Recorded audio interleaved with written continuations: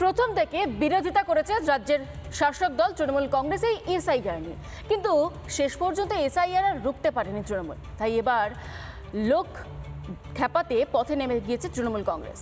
বিএলওরা যেদিন বাড়ি বাড়ি যাবেন সেদিনই কলকাতার রাজপথে এসআইআর এর বিরোধিতা করে হাঁটবেন মমতা, অভিষেক। রাজ্যের ইস্যু থেকে নজর ঘোরানোর চেষ্টা বলে দাবি করছে বিজেপি, আর এসআইআর প্রক্রিয়া ঘেঁটে দিতে চাইছে তৃণমূল কংগ্রেস।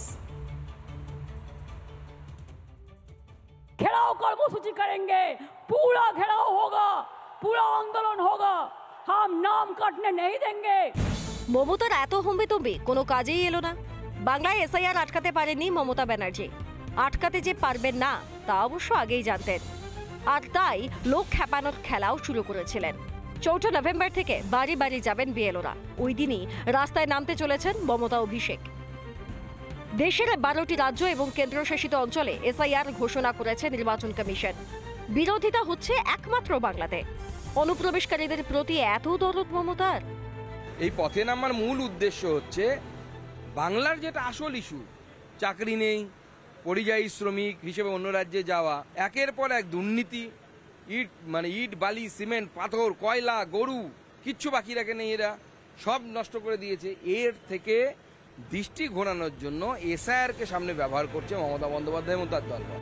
মঙ্গলবার পথে তৃণমূলের শীর্ষ নেতৃত্ব। বুধবার থেকে অনশনে বসতে চলেছেন তৃণমূলের রাজ্যসভার সাংসদ তথা অল ইন্ডিয়া মতুয়া মহাসংঘের সংঘাধিপতি মমতা বালা ঠাকুর, তাও আবার ঠাকুর বাড়িতে বড়মার ঘরের সামনে।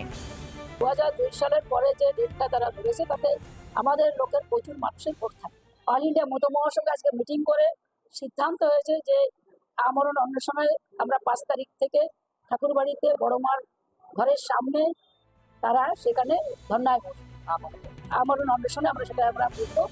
তৃণমূলের সৌজন্যে মতুয়া শিবির এখন 2 ভাগে বিভক্ত।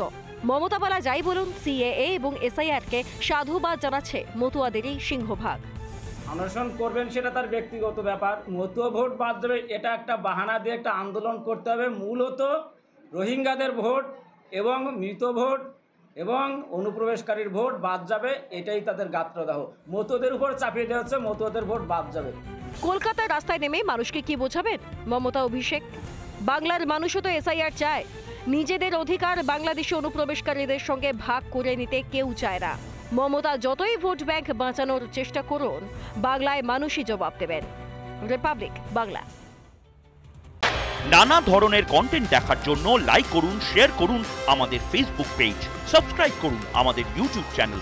পাশাপাশি অন্যান্য ব্রেকিং নিউজের জন্য অবশ্যই চোখ রাখুন রিপাবলিক বাংলায়।